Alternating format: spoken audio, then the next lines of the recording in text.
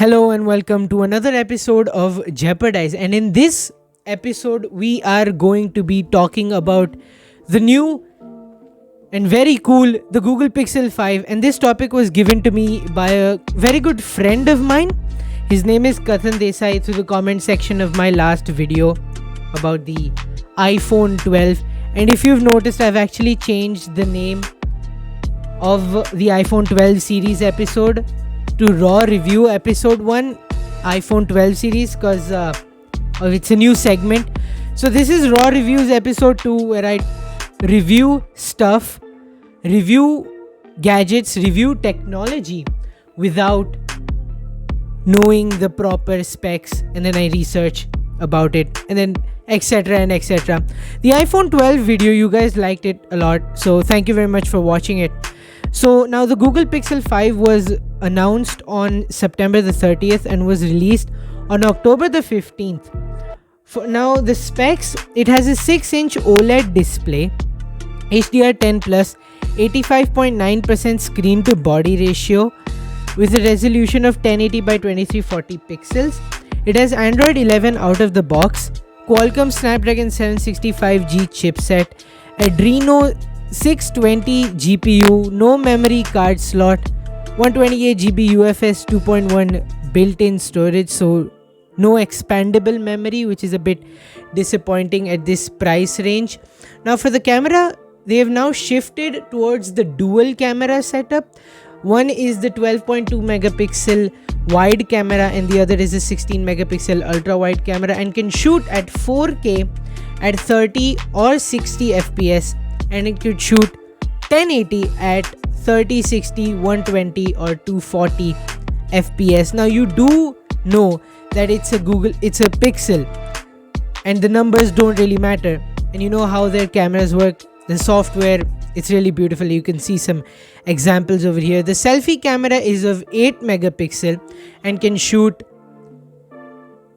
1080p at 30 FPS. You have USB Type-C for charging, and the battery is a 4080 mAh with 18 watt fast charging, reverse charging, as well as wireless charging, which they've added in the phone in this year.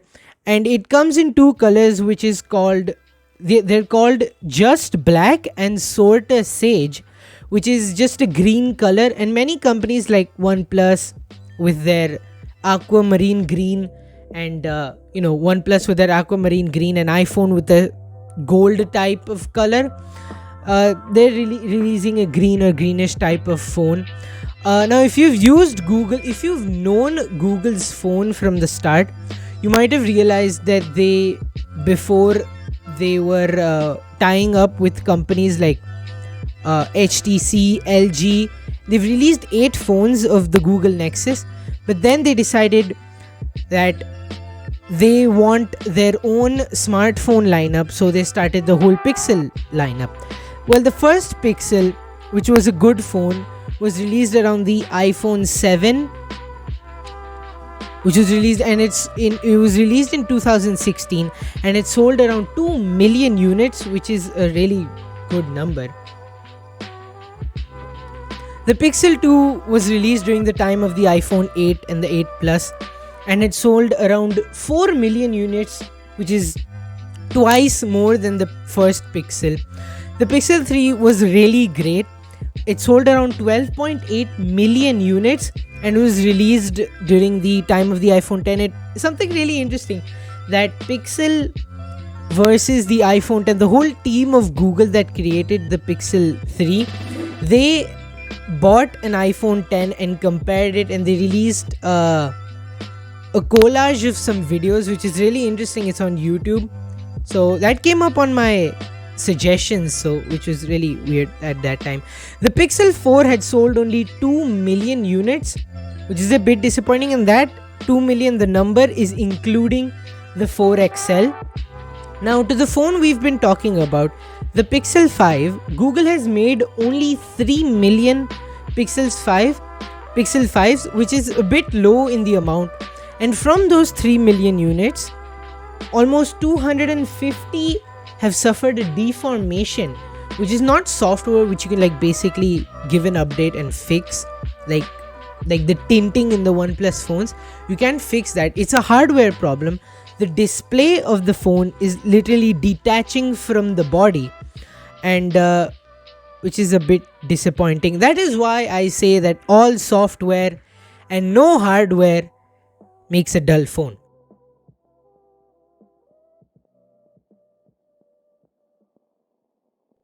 Now, because of this part that Google has played, Samsung is really happy because the users that has this deformed Google Pixel 5 have now shifted towards the Samsung Galaxy S20 Fan Edition, which is really interesting.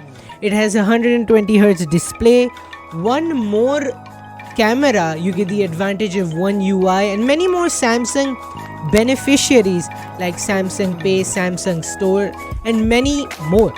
Now, one really interesting thing I want to say is that the only reason Pixel isn't the Android's crown jewel is because of Google. Now, it's really interesting. The Google Pixel should be the iPhone of Android, which, just take a minute to register that. A Google Pixel phone should be the iPhone of Android because of the software and everything. Now, some problems with like all of the Pixel phones. First of all, the Pixel phones have terrible battery life. The Pixel 4 has a smaller battery compared to the Pixel 3, which is disappointing. So Google Pixel phones need much bigger batteries, and this is basically it. There's not enough memory in the Pixel phones. Now, Google can argue any day, all day, saying that Google Pixel phones don't need a bunch of RAM because they focus mainly on developing software solutions, but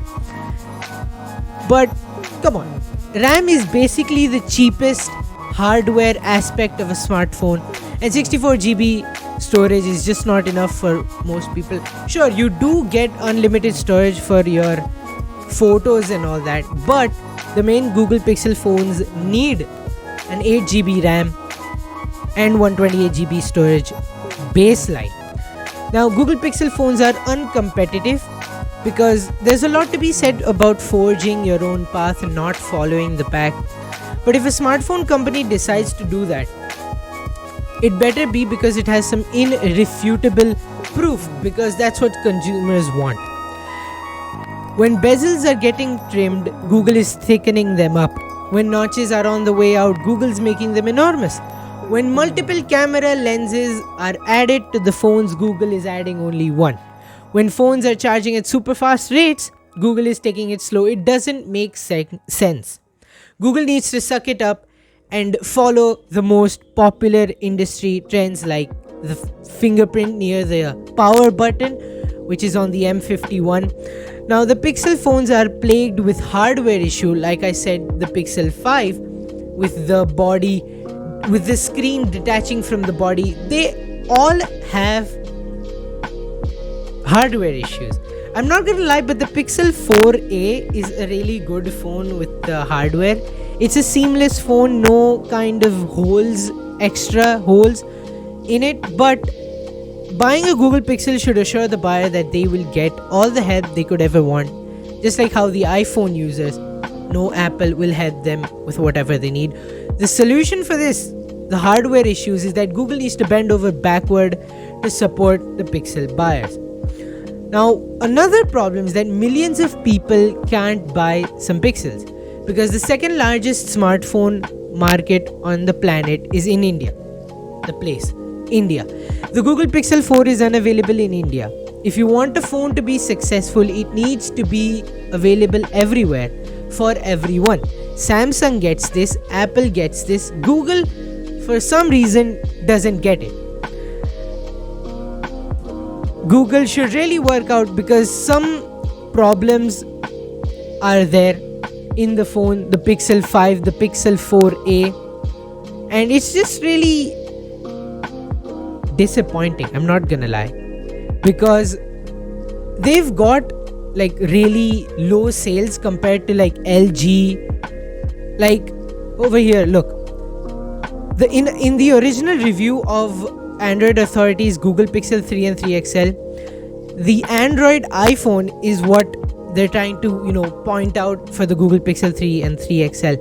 Now, not specific niche consumers, Google is trying to make a smartphone for everyone. Samsung makes the phone for the power users, OnePlus makes the phone for the millennial tech enthusiasts, and LG makes the phones for audiophiles.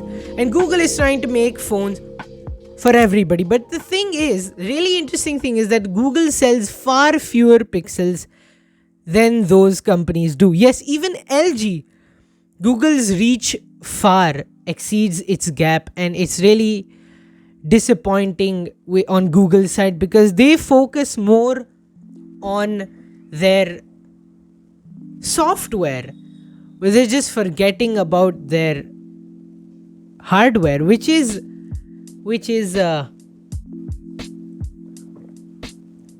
Google needs to think about that. Now, I'm not really criticizing Google for their bad phones. They have done some good stuff. They're mainly focusing on the browser area, the Chrome, the laptops, Chrome OS, you have all that. Wear OS in many watches, smart watches. So Google needs to work.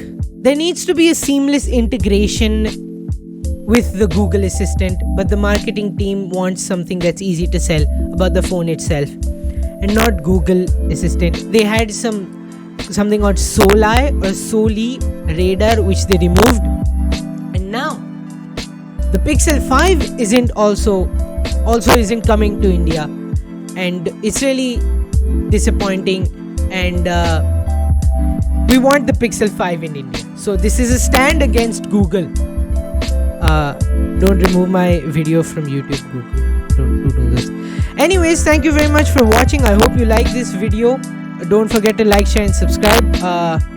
Just do what you guys do. Thank you very much for watching my last video, and I hope you really liked it. The next video, and yeah, just a little announcement, we are going to be featuring tech. We are going to be showing tech. The next episode will be about that, so don't worry guys, and I'll see you in the next episode. Thank you very much and goodbye.